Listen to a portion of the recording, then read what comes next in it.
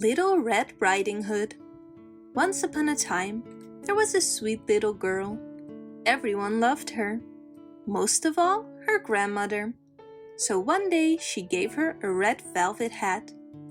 The girl always wore the hat, and since then she has been called Little Red Riding Hood. One day, her grandmother got ill, so Little Red Riding Hood went to bring her wine and biscuits.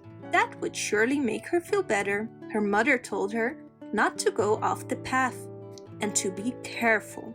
She also had to be polite and say goodbye to grandmother. Little Red Riding Hood promised to do so and went on her way. Grandmother lived deep in the forest, more than half an hour's walk from the village. In the forest, Little Red Riding Hood encountered the wolf. She did not know he was dangerous, so she wasn't afraid at all. "Good morning, Little Red Riding Hood," the wolf said. "I'm going to bring Grandma wine and biscuits because she is sick," said Little Red Riding Hood. "Where does your grandmother live?" the wolf then asked. "Less than half an hour further into the forest, in the cottage under the 3 big oaks," said Little Red Riding Hood. The wolf, meanwhile, was thinking of something else entirely. That Little Red Riding Hood was a nice tender morsel and would probably taste even better than the tough grandmother. If he was smart, he could eat them both. So the wolf came along and said, "Look at these beautiful flowers. Don't you want to look around for a bit?" Little Red Riding Hood wanted to pick a beautiful bouquet for her grandmother. It was still early, so she had plenty of time. And so she left the path and wandered deeper and deeper into the forest. Meanwhile, the wolf walked straight to the grandmother's house and knocked on the door. "Who is there?" "Little Red Riding Hood with wine and biscuits." "Open up." "Come in, I can't get up," said grandmother. When the wolf was inside, he jumped into the bed and ate grandmother in one go. Then he put on her nightgown, put on her nightcap, and got into bed with the curtains closed. When Little Red Riding Hood arrived at the cottage with her arms full of flowers, she was surprised to find the door open. Inside, everything seemed so strange. She became afraid, but did not know why. "Good morning," Little Red Riding Hood said, but no one answered. Then she opened the curtains.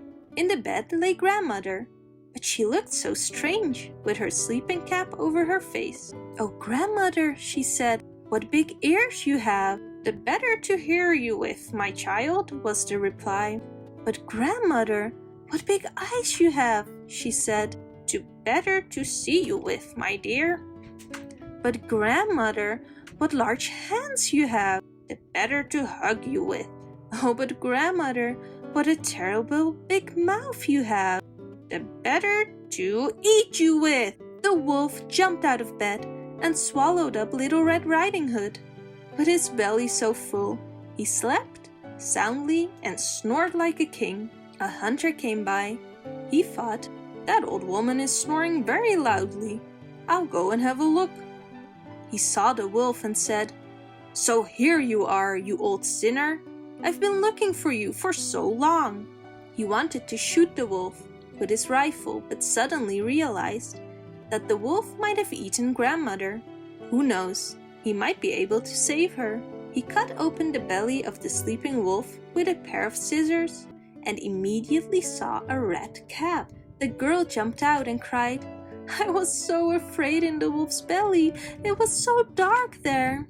And after that, the aged grandmother came out alive, but scarcely able to breathe. Then the hunter filled the wolf's belly with stones. When the wolf woke up, he wanted to run away, but the stones stopped him. He fell to the ground and never woke up again. The hunter, grandmother, and Little Red Riding Hood were happy. The hunter took the wolf's fur home. Grandmother drank the wine, ate all the biscuits, and soon felt a lot better. And Little Red Riding Hood said to herself, "I will never leave the forest path again for as long as I live, and I will always listen to my mother."